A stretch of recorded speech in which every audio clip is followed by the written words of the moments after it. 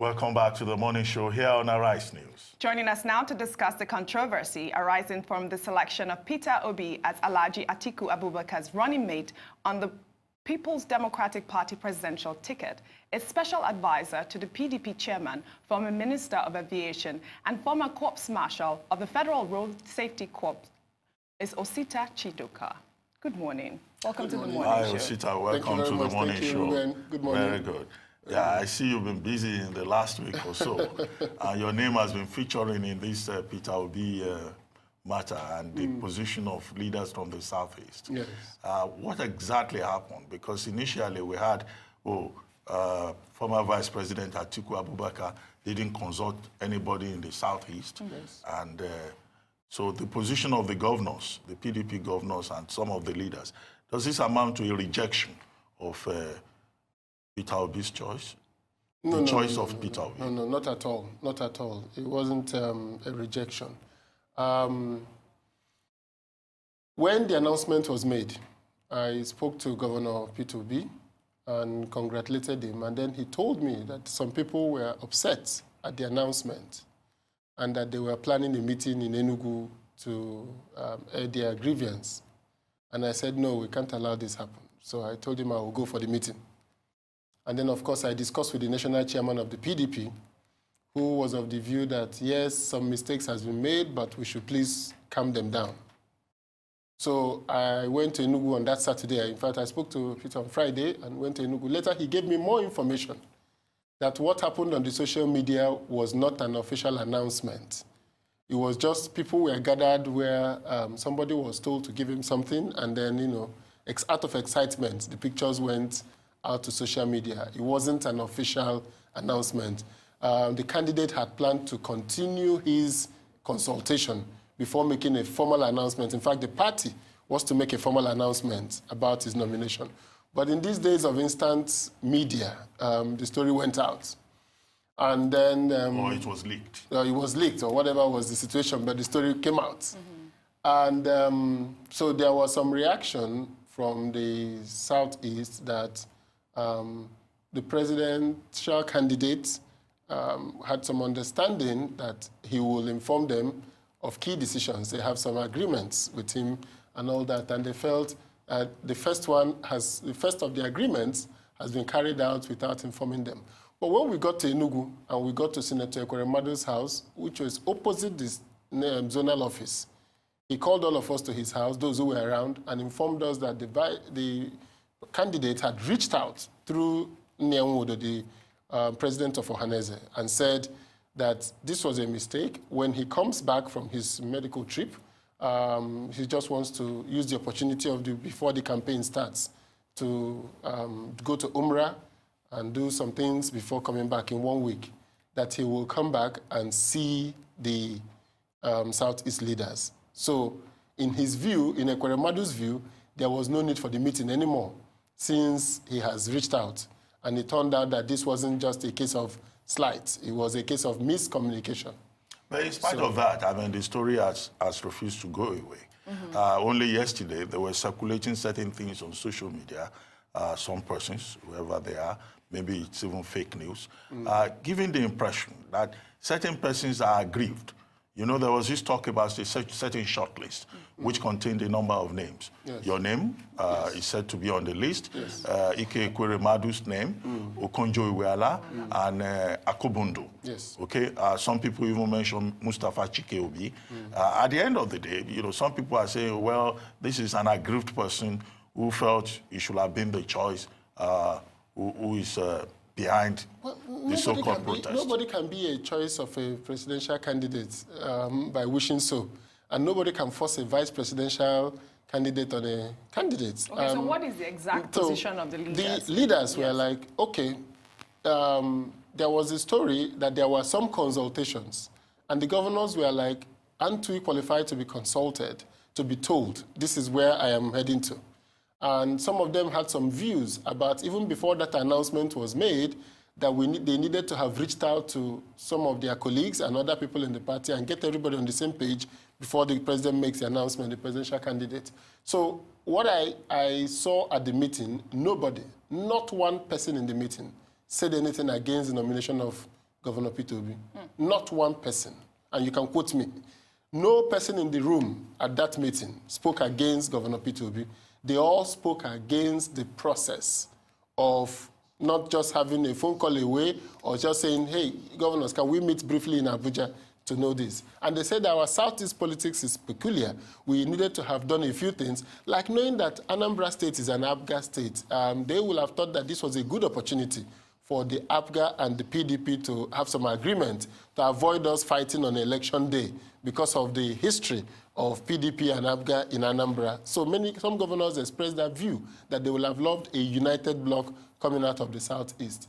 That said, not one person in the meeting, not Governor Mahi, not Senator Ike Ekweremadu, nobody spoke against Governor Peter Obi at the meeting. Well, you were at the PDP convention, right? Yes. Yeah, still talking about the social media. There was something that was also going about a certain reaction by Nyesom Wike, the governor of Rivers, saying that Southeast governors did not support his candidate of choice at the convention, and that he too will find a way of dealing with Southeast political leaders. What is the exact situation about this? Well, I heard that, I read it on social media because I wasn't there when any such comment was made. I saw Governor Wike after the convention. I was there when he came to greet the candidate, Atiku Abubakar. And I'm aware that after that, Governor Abubakar, Vice President Abubakar went to see him before leaving Port Harcourt. And I spoke with him. He never expressed such views to me. But if you had said that, it was obvious that Governor Wike has his own ideas about a younger person, a fresh face in Nigerian politics, and it is his democratic choice to make. And it's also the democratic choice of the Igbo governors. I know some of them maybe shared his views, some didn't. But from what you saw in the convention and the number of votes Atiku Abubakar got, you could see that he had votes across the country. And it was clear to me that what happened in Port Harcourt was another sign that this was a candidate that had traversed the various ethnic groups in Nigeria. So he got large chunks of votes from people. And, importantly, the control that people expected that maybe governors or leaders will have on the people didn't quite materialize in Port Harcourt. Because as the lights were on and people went in there to vote, people went in and voted how they wanted to. They made their own choice. They made their own choice, so what which is do what you we're think looking of forward the to. Atiku Peter Obi ticket? I don't want campaign talk. I want analysis. Yes. You know, what do you think? What do you think? What are the relative strengths and weaknesses? And what chance do you think that ticket stands? What chance does it stand confronting the incumbent government at the center? Now, I'll tell you. If you look at Vice President Atiku Abubakar, he's coming with enormous experience. I told former President Obasanjo that Obasanjo and former President and current President Buhari are going to be the last set of Nigerians who are going to come from national institutions to rule Nigeria in terms of they were former heads of state from the military, and then they came back a second time. And even when Obasanjo was contesting or President Buhari was contesting, before they even became president, if they entered the room, all of us stood up in deference to them as former heads of state. So this year, the last. President Buhari is the last. After him, there's no other former president waiting to come back. Now, what that means for Nigeria is that the next set of leaders that will come will have to be people who came from either the House of Reps, Senate, and Governor, or people who came from minister, governor, or wherever. They will be coming. Special advisors. Or maybe from commercial and minister. But this is the last opportunity we have to get a leader that people will respect. People will look at as a national leader. Yeah. Atiku Abubakar brings back to the table the consciousness that Nigeria will be electing a president who towers above a younger generation and gives us an opportunity to breed a new set of Nigerians who will look at Nigeria not from where they are coming from, not from where they were nominated, not from where they started their politics. Now, President Buhari's government has done something fundamental to Nigeria. It has driven us to the fault lines. This is the first time I'm seeing a president in Nigeria in my recent memory. I can't even think of Abacha or anybody who wakes up in the morning from seeing his family to seeing his ADC, his chief security officer, then he sees his chief of staff, then he sees his SGF, then he sees the DGSSS, who normally talks to the president regularly, then he sees the IG of police, and all of these people, he could communicate in one language. There's nobody from any other ethnic group that allows him to get the diversity that is Nigeria. With Obasanjo, he wakes up in the morning, he will see somebody called Andiuba, who will probably say, Oga, the road to my place is not being done. No, that person is not doing this. But President Buhari doesn't have that opportunity. My fear is that the next president of Nigeria, if he's not a strong character, will be forced to go back to that same mood, because his people will say, when President Buhari was here, this is what he did. Now you have come, you are blowing grammar. We want you to make sure that our people are also well represented. Okay, why do you think that would be choice the of ethnicization of Nigerian politics? Of Nigerian politics. Okay. And I think that is one of the greatest disservice. A person that comes from an institution of the military, in violation of the federal character principle, in violation of the understanding of our constitution, has done to Nigeria. Okay, so I think that Peter Obi brings to the Atiku ticket an enormous enthusiasm of the young people. He has captured the imagination of the young. He has shown enormous capacity in leadership and in governance to do those virtues that our leaders of old were known of. Some level of frugality, some level of careful spending, of watching government spending and making sure it is aligned to certain vision, like the World Bank, the United Nations, MDGs and co. So if you go to Anambra State of Peter Obi ought to have been a model that the government and the federation will have said to people. See, Peter Obi is from the southeast, yes, right? What value does that add to the Atiku ticket? That's one. Okay. The second part of it is, you look at that in relation to the fact that President Buhari, although he has not officially announced Osinbajo, but for now, Osinbajo, who is his vice president, if he doesn't change him, is from the southwest. Yes. And you know we have block votes in the southwest. Well, we also have votes in the southeast, but, you know, as you said, the Igbos may not necessarily vote as a bloc for Atiku. What do you think in terms of our geopolitics, how smart that choice is? I like numbers and I like to follow data. That's one of my relative weaknesses, is that I like to be, when somebody said, in God we trust, all others must provide data. So I like to follow data. Now, if you look at Buhari's 2015 votes vis-a-vis 2011, and you look at President Jonathan's votes, President Jonathan got almost 5 million votes from the Southeast in 2011, 5.3 million votes. By 2015, he got 2.4 million votes from the Southeast. President Buhari got about 50,000 votes. Then he got about 100 and something thousand votes in the Southeast. Now, what was the difference between 2011 and 2015? In 2011, everybody said, in 2015, everybody said the East is already on lockdown for President Jonathan. And indeed, he was. But there was voter apathy as the people went through certain aspects of their life and thinking, okay, so there's a railroad coming from Abuja to Kaduna. There's a Mambila. There's all these big projects going on in the north in the bid to woo them. What of us? So taking it for granted that the Eastern votes will go to PDP.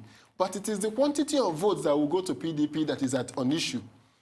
If you take the 2015 election results and you give President Buhari 0 in the Southwest, he still defeats President Jonathan. Go and look at the numbers. Just unplug the number from the Southwest. Give him 0. He still defeats President Jonathan with about 200,000 votes. If you keep all the votes constant and you go to the Southeast and give President Jonathan the quantity of votes he had in 2011 in the Southeast, he defeats Buhari with 100 and something thousand votes. So in reality, what is going to happen is that in the opposition to President Buhari is at his peak in the Southeast. But there is need to make sure that there is voter turnout. There is need to make sure that they feel there's a stake in this game for us, so that they will give you that maximum vote. If you follow the NOI polls on presidential performance, President Buhari ranked in the 80s and the 70s after he took office. And in the Southeast, he was doing above 60%. As at today, he's below 10% in the Southeast, and he's averaging 39, 38% nationally. So if you look at the President Jonathan's tracking and his, because NOI has been tracking since President Jonathan. Buhari is now lower than President Jonathan as at 2014, as at the time we went for the elections in 2015, nationally. But in the Southeast, he's tending to 0. So if you want to maximize that vote and align it with the South-South votes, and then come to the Southwest and play to the progressive votes, which will be here for Vice President Atiku. He has access to the progressive votes here. And also, there's certain demography in the Southeast, in the Southwest, who are frustrated at the outcomes of this government. So he's going to balance it out. He's going to be doing 45, 50% in the Southwest. But in the Southeast, what he needs is voter turnout and excitement that the Southeast across the country will give him votes. The choice of Peter will be alone, you know, either symbolically or as a fact, will mobilize the Igbo voters to come out en masse. I believe so. I believe it will. How about Anambra? I've heard some analysts say that because of the relationship between Peter Obi and the present government in Anambra, that you could have a situation whereby the governor could even work against him and make sure that he doesn't win at his own polling booth, or even in the state. Well, you see, is Obiano any major factor? No, Anambra is an interesting state. As far as Anambra people are concerned, the moment you bring out an Anambra man, especially Governor Peter Obi now as vice president, everybody will tell the governor, take a break, just face your state and run your state government. You're not contesting for president, right? You're not going to be, and more so, Abga's nominee is an Igbo, is a Northerner too. So please keep your presidential candidate in your village. So I don't think that any right-thinking person from the Southeast will publicly go against that ticket. Even if the governor has misgivings, and I believe we will resolve it before that election, I believe the governor will understand the strategic importance of governor. Don't forget that they were friends before all this, and Peter Obi actually made him governor. So I don't see him in any way. In Anambra, our politics is court-based. We fight, we go to court, but we don't kill, we don't fight. If you notice, there was no single act of violence in the 2017 governorship election. On election day, by 4 p.m., everybody had voted and gone. Life is precious in Anambra. Life is expensive because people there work hard. So nobody wants to kill for another person. So I believe that Governor Obiano and Peter will align appropriately. Your special advisor, strategy and external engagements to Uche Secondus, the PDP chairman. We had Kola Ologbondin on this program yesterday, and I was asking him, what's the strategy? What's the PDP strategy for engaging the Nigerian public? Or are you just taking it for granted that the party has been renewed, it's re-energized, it's enjoying a lot of popularity now? So you as the advisor on strategy, what are you guys looking at? Because I don't see a strategy out there yet, and it's just a few months to the election. Well, you can't see the strategy because there were two things that the strategy has to be built around: a presidential candidate. All this while, people has been comparing a President Buhari with a political party. That's not going to give you, it's going to give you negative answers. It's going to give you false answers because here is a candidate, people know him, know his strengths and weaknesses, and here is a party. Now we have presented a candidate, so you can now say, okay, what's my choice? Is it Vice President Atiku with all the issues? Now we know what the campaign will be about. For the APC, they will force a conversation and a narrative about integrity, about the strengths and weakness of the candidates. But for us in PDP, our strategy is very clear. This election is a referendum on the outcomes of the Buhari administration, not on his intentions, on the outcomes. The election is going to be a referendum on the outcomes of this government. It's also important for us that this election will also push to the fundamental of whether the institutions of state in Africa will be allowed to thrive, like the institution called INEC. Whether this government, in its interference with the work of government institutions, will be able to conduct an election that is free, fair, and credible. So we're going to be forcing that conversation as we go on. And more importantly, the business community in Nigeria, the traders in Nigeria, the people who interact with the state on a daily basis will be made to understand that voting for a president is not about what the president will do, especially if he has been in office. It is about what he has done. So we're not worried about, we will be unveiling our strategy as we progress. But the key for us is that the Middle Belt, the geopolitics in Nigeria is already behind us. The Middle Belt is now at a point when they will understand the conversations about the PDP candidate. The South is the South-South. And then the Southwest has been the most that have suffered most under the reign of this government. And I'll tell you how. If you look around Ikoyi today, you will see a number of empty apartments. In just 5 years ago, 4 years down the line, these apartments went for $100,000 a year. People came from across the world. People were building high-rises because there was demand. Then a government came, and within 1 year, took no decision about cabinet ministers, took no decision about the currency, and allowed foreign investors to go back to the market, exit the market, and went away with our foreign currency, only for the government to allow the dollar to go all the way to 500 naira before coming down to 360. Now, every man that has invested in property in Ikoyi today, who had been earning, say, six flats of $100,000, still has obligations abroad and to his bank that is dollar-based. And today, people are not going to be paying up to $30,000 for those apartments. And the apartments are empty. And yet, their dollar obligations are still running children abroad or whatever they have abroad. Well, so they have suffered most from a government that has viewed enterprise and business as a criminal activity. Well, I like the point about campaigning around the achievements or non-achievements of the Buhari administration. But what will you say to that captive audience that President Buhari has in the north? Yes. The army of young people, the 10 million voters who are fanatical about him. Yes. You know, he has a cult following in the north. Wouldn't that be a challenge for the party and for your candidate, despite the fact that he too comes from the northeast, a part of the north? No, I don't think it will be a challenge. The large followership he had always been because the people, they didn't know him. They thought that once he gets to power, certain things will happen. People will be jailed, Nigeria will become $1 to 1 naira. If President Buhari hadn't ruled and maybe lost the election, and when he finally passes on, it will have been a martyr site because people will have gone. So the perception of it has changed considerably because watching the government in the last 3 years and seeing that this government has not come out with any policy that changes the life of these young people in the north. One question before you go.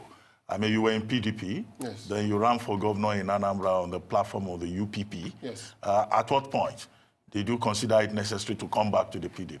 Is it because you saw a sign that the PDP would bounce back and there will be better prospects? No, the PDP had always reached out to me even before the election and continued to appeal to me because my issue then was the issue of primaries, the issue of free and fair primaries, which I thought the party had expressed some level of impunity under the last executive of the party. And more importantly, there was this fight between Amodu Sharif and the caretaker committee at that time. An election was coming. And Amodu Sharif was of the view that he would never have anything to do with Osita Chidoka, who had gone public to oppose his emergence as PDP chairman. At some point, President Jonathan called a meeting and wanted me to be to compare at the meeting. And he said it would work out if it was me. So at that time, the leadership of PDP was very hostile to me. And I will not compromise on the fact that I thought that Amodu Sharif was an usurper, was not somebody with the character and the capacity to lead a party like the PDP. And I guess I was proved right at the end of the day. So the PDP came calling again and said, well, we've gotten rid of him. And all the issues you're saying, if you want to run again, we'll make sure there's free and fair primary. So the issue was local to me and personal to me. But I'm happy that all is well that ends well. Well, thank you very much, Osita Chidoka. Thank you. Really interesting having you on the morning show. Yeah, Thank you very it was much. nice to have you here. Thank you very much. Thank you so much. I appreciate it. Up next, we will be talking to, I believe our next guest will be, what's it? Mr. Shupo Shonibare. Okay. Yes. Up next, we'll be talking to Mr. Shupo Shonibare. Please stay with us.